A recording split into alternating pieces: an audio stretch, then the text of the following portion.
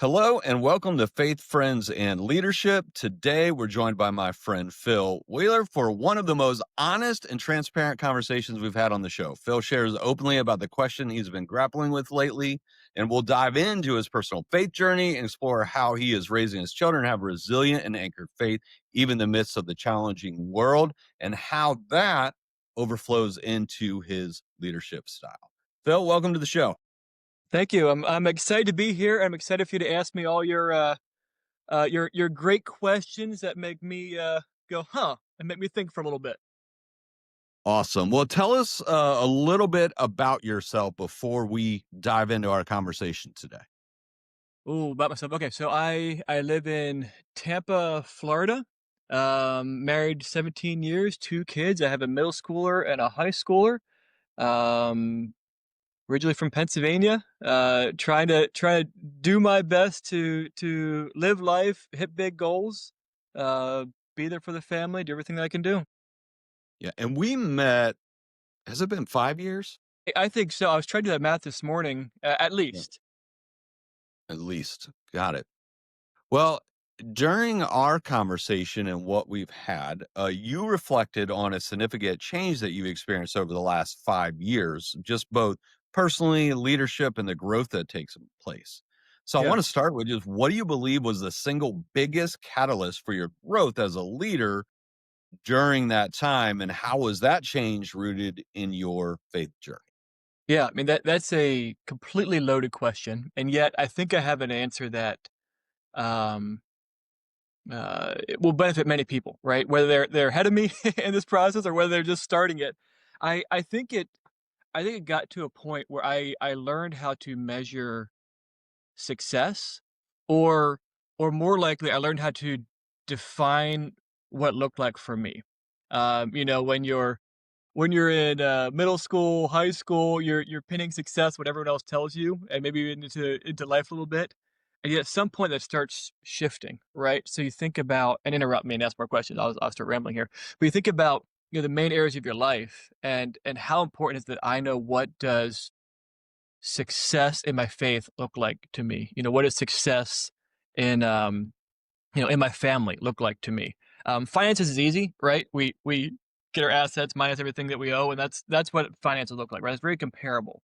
And yet, how hard is it to measure? Am I successful in my faith? And what does it even look like? Right? Success is the wrong word to use as faith, but do I know what that looks like, and am I sincerely moving towards what that is? Yeah, it's such an important conversation because we see that with entrepreneurs all the time, right? They wake up, they're achieving at a high level, whatever that word means to them, Yes. Yes. and they find they either built a life or a business that they don't want. Yeah. So Yeah. defining what achievement is, right? It's not about hitting the goal just for the goal's sake. It's about hitting the right goal that allows you to move closer to the vision that you have for your life, whatever you've prayed for, whatever God's laid on your heart. How do you live out that calling and take the appropriate steps each day? Yeah. Well, I think the I won't say struggle because it was an enjoyable process, but even just defining what does a vision for my life look like? What really is that for me? Not what the world says it should be, not what everyone else says it should be, but what do I truly want my life to look like? And my answer that's very different than other people's answers, but that's a hard one to wrestle through. When you get clarity of that, then you can start getting clarity in many other areas of your life. Yeah. So if you would outline maybe a few key moments, conversations, or even ideas, models, what helped you get that clarity a little bit, right? Even if That's it's fun. Yeah, not even if it's completely developed, but what helped you along yeah. the way? Well, I'll tell a story, and this is kind of a little bit. It answers your question, but it's a little bit of my perspective on it. So we always ask ourselves, "What's your big why?" Right, and then you ask it again until you cry. And I've always struggled with that question. Right? I've gone to 20 different classes or to come up with a big why, and it's always just a dollar amount on the piece of paper. And then I came across, well, maybe it's not a big why. It was a clarifying um thing that I wanted to accomplish in my life. Is a clarifying goal for me. And that goal was, I want to travel the world, we'll see how far we get, with my daughter for 1 month after she graduates high school. So this was 3 years ago, 4 years ago. Now we're halfway to that timeline, 3 years I have to accomplish this goal, and yet that little goal, big goal, little goal, has caused so many ripples of decision making and clarity in my life. I'll share 2 thoughts on that. So one is, I at the time I had a middle school daughter, now I have a high school daughter, and I want a relationship with her that when she graduates high school, her best idea of fun is to go travel with me for a month, right? Like, I want her to like me enough, and I wanna like her enough, to do that. And so that's dictated how am I spending my time now? How am I showing up intentionally in her life? How am I becoming that person that I need to be to do that, right? And so that's that one little idea, that one little goal is having ripples of clarity now. So that's on a personal side, and then you look at, oh crap, I need to go travel the world for a month. While I am not the high schooler where I can throw everything in a backpack and go travel for a month, I still have a family to take care of. I have responsibilities. I have bills to pay. I have a mortgage. So how do I build a world where I can functionally, financially go and do that? Right? The business structure and the passive income to make that possible to go do that. Yeah. Yeah, it brings up its own unique challenges. And I would tend to agree with you. I shy away from the big why. I understand the importance. Yes. I lean into vision more because the Yes. why changes so much by circumstances, and it just changes, right? And it can be overwhelming, I think, when people think about the big why, and vision sometimes when you're just talking about paint kind of what you want the picture of your life to look like, or some things that you would like in your life that Yeah. cause you to take some different actions when you go in. And I love this, right? And you had brought up that you wanna like her as the person, yeah, you want your daughter to like you.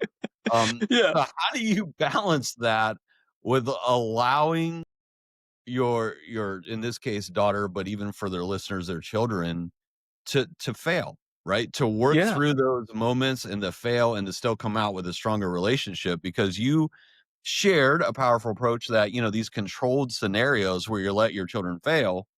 So just talk me through that a little bit of what that looks like in that balance, because it also applied to your leadership growth. Yeah. Yeah, that's another fun, failure is a fun topic, and I was reflecting on our initial thoughts on this, and I think it started, actually with me, right? It goes back to even how I was defining success, and and somehow my definition of success looked like it became okay for me to fail. It became okay for me to not do everything perfectly. And that was, for some people that's like that's obvious. For me, that was a huge aha. That maybe uh my failure, my making mistakes is actually what's going to allow me to get further faster. My son plays little league baseball, and it's a game of errors, right? So the more at bats he gets, the more errors he's going to have. That's just how the game works. And yet, you want him to get up there and do everything he can, and he's going to fail often. Um, you know, 2 or 3 times he gets to the bat, he's going to fail, and that's okay. Um, so I had to get comfortable with what does failure look like to me, and then I started applying it to other areas of my life. And naturally, my kids are my grand experiment. Am I doing things well? And I think it's important for them to fail, for me to control how they fail, for me to let them fail in small ways so they can learn from that. Um, I have 20 thoughts on that, but yeah. So maybe I take it different angles. I want my kids to do hard things, right? I want them to go kill it at life, kill it at the world, and yet I want them to not necessarily think that what they're doing is hard. I want them to be out there accomplishing really, really big things and think that it's normal. And so to get there, I need them to do little things now and get comfortable with that process. Yeah. And how does that play out to your leadership growth over the last half a decade? Yeah, yeah. In many different ways, right? So we're getting to a core of like Um, these questions again, at the core of me, the vulnerability of me, my fears when I wake up in the middle of the night. That's where this space is for me. And so I think as a leader, what I've come to a couple thoughts on it. One is I do know what I'm doing. Right? I do know how to lead people well, and yet I only have a small piece of anything figured out, right? I have so much more that I can learn, so much more that is out there. And so if I can show up in the healthy balance of that, right? Hey, I have something I can teach you, and yet we're all learning together, we're all growing together, and um I can demonstrate what that looks like to grow, to mature, to improve, to fail as a leader, and how to fail well and how to grow well.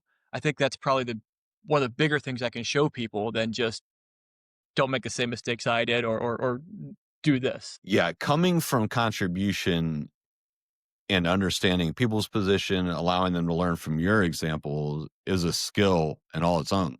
Yeah, yeah, and a skill that's I think will always be learning and growing and figuring out. Right? It's um as my world expands, as the people I come in contact with expands, I'm always surprised by different people, right? Their personalities, their motivations.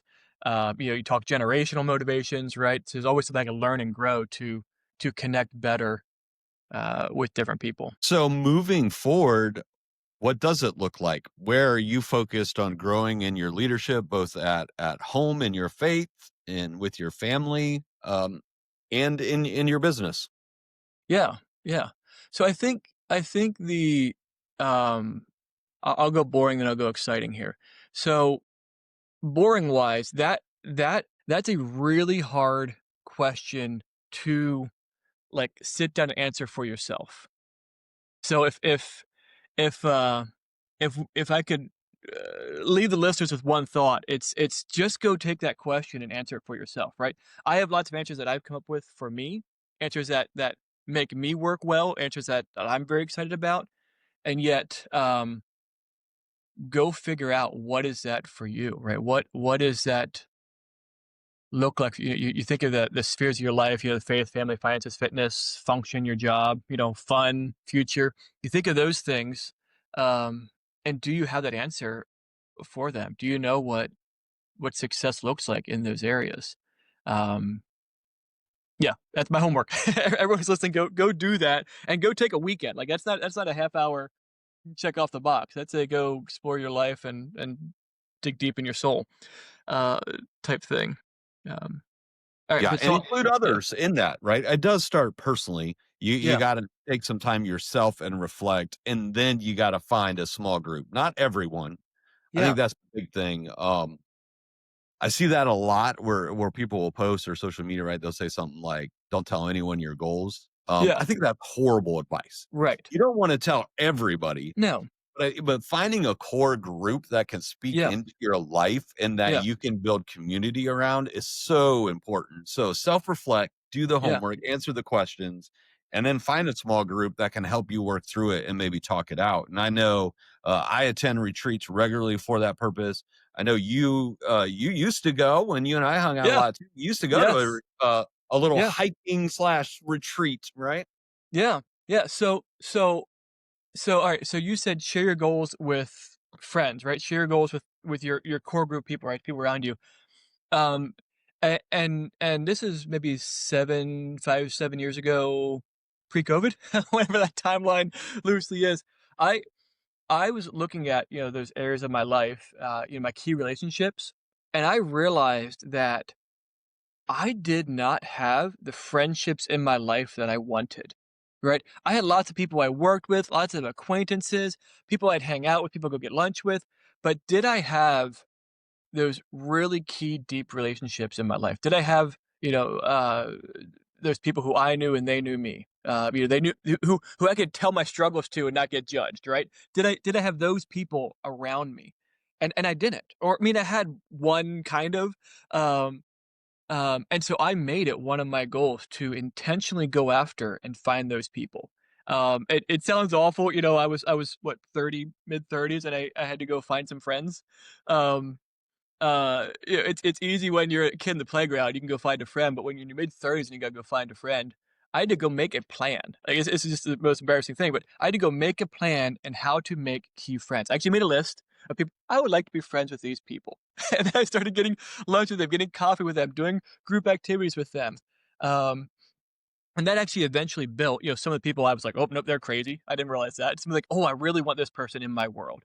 And so then I became intentional about planning activities with them, doing things with them. Actually, we built a group of guys who we can have these raw conversations with. We can talk about our fears. We can talk about our successes. We can talk about these types of things. Talk about our goals in a vulnerable space, right?